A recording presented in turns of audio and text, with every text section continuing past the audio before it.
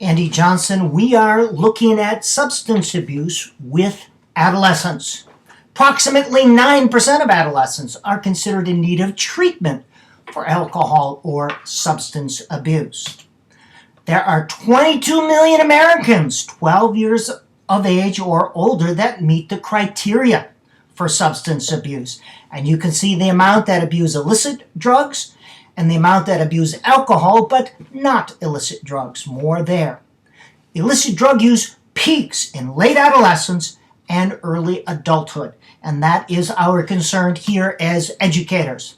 In a survey, those reporting illicit drug use in the past month, you can see the age breakdown: 19%, 21 to 25, 22%, that's that late high school, early college, high school 16%, and 12%, that's late middle school, early high school. Marijuana is the most common illicit drug. Why is this of concern? Because it is very harmful for the developing brain. Our brain does not fully develop into the mid to late 20s. It is linked to reduced IQ and deficits in working memory, attention, motivation, and self-regulation. Also, deficits in psychosocial functioning. That means interpersonal and intrapersonal. During the time when you are learning to develop socially and emotionally. This is one of the reasons why marijuana is so concerning with adolescents.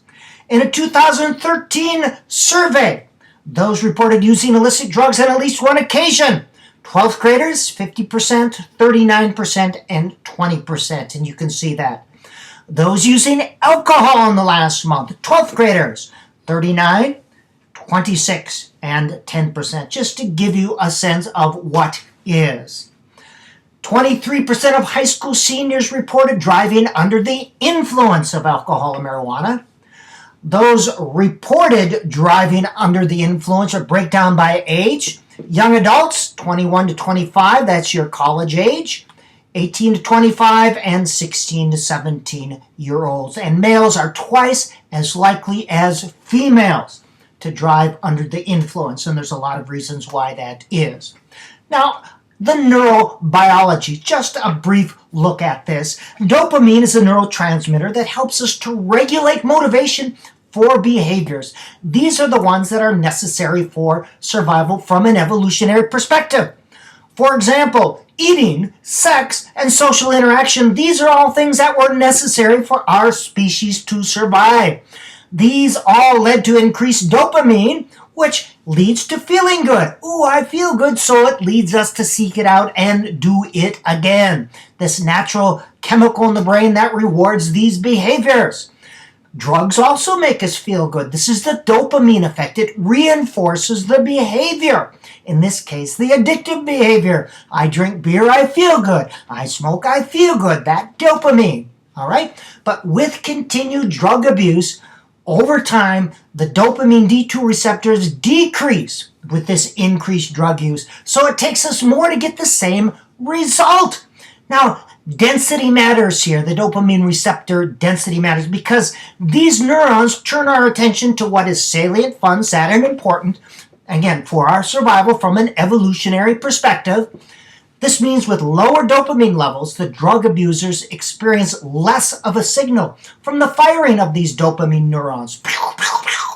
So natural reinforcers like food, sex, getting A's, sports, social interaction, these are less reinforcing.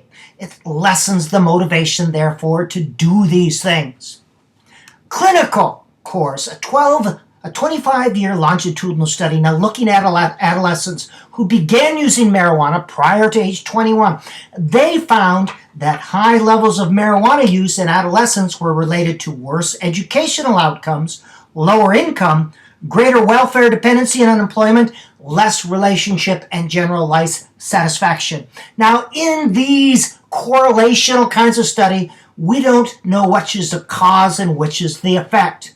Situations may have led to marijuana use, or marijuana use may have led to situations. We don't know, but we do know that there is a high correlation.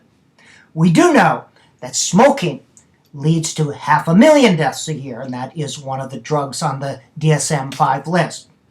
Some risk factors, and again, this doesn't cause a person to use drugs, but it puts you more at risk. Lack of parental supervision, availability of drugs, poverty, association with peers that use drugs, or family conflicts, lack of nurturing, or caregiver abuser. Those that abused alcohol or drugs reported high rates of physical, sexual, and or emotional abuse. They tend to live in violent or disorganized neighborhoods, and there is a frequent psychiatric diagnosis, that is comorbidity, one thing and another, a substance abuse, but also a mental health disorder such as depression or an anxiety disorder.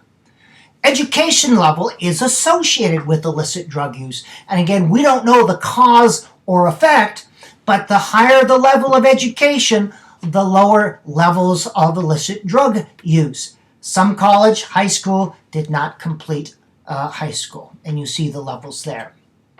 Mental illness and substance abuse is higher than the general population. Again, this comorbidity. Ages 12 to 17 with a major depressive disorder diagnosis using illicit drugs, 34% to 16. Depression, who meet the criteria for drug alcohol dependence, 16% to 5%. That's that comorbidity rate again.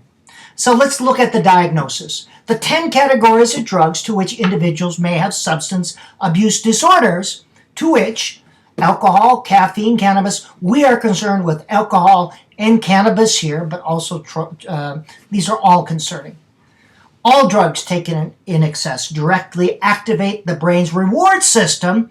That affects reinforcement of behaviors, so you are less apt to do those things that are naturally reinforcing. So normal activities may be neglected. They are not as rewarding from a neurobiological point of view. Now, for an adult to be considered to have a substance use disorder by the DSM-5, only 2 of the following 10 things need to occur within a 12-month period. Drug or alcohol is often taken in larger amounts over a longer period of time than was intended. Or there is a persistent desire to cut down or control drug or alcohol use. And again, there are 10 of these, only 2 need to occur within a 12-month period. A great deal of time is spent in activities necessary to obtain the drug or alcohol, or to recover from its effects. Craving or a strong desire to use it. Reoccurring drug alcohol use results in failure to fulfill major role obligations at work, school, or at home. Continued drug alcohol use despite having persistent or recurrent social interpersonal problems that are exacerbated by the effects of drug alcohol. And again, only 2 of these 10 need to occur within a 12-month frame. Important social, occupational, or recreational activities are given up or reduced because of the use. Reoccurrent use in situations in which it is physically hazardous, and this is the driving while impaired. Drug use is continued despite knowledge of having persistent or reoccurring physical or psychological problems that is likely to have been caused by the use. And again, only 2 of these 10. And there's a difference in tolerance as defined by either it takes more to achieve intoxication or diminished effect with continued use of the same, meaning using the same and you get less of a high. And again, substance use disorder, any 2 of these symptoms over a 12-month period. So what do? Here are 2 things, and as educators, we are not involved in treatment of substance abuse. But this is why it's important. Treatment usually involves teaching adolescents how to cope, function, and socialize without drugs. Well, this is something we can do as a preventative measure as part of middle school and high school.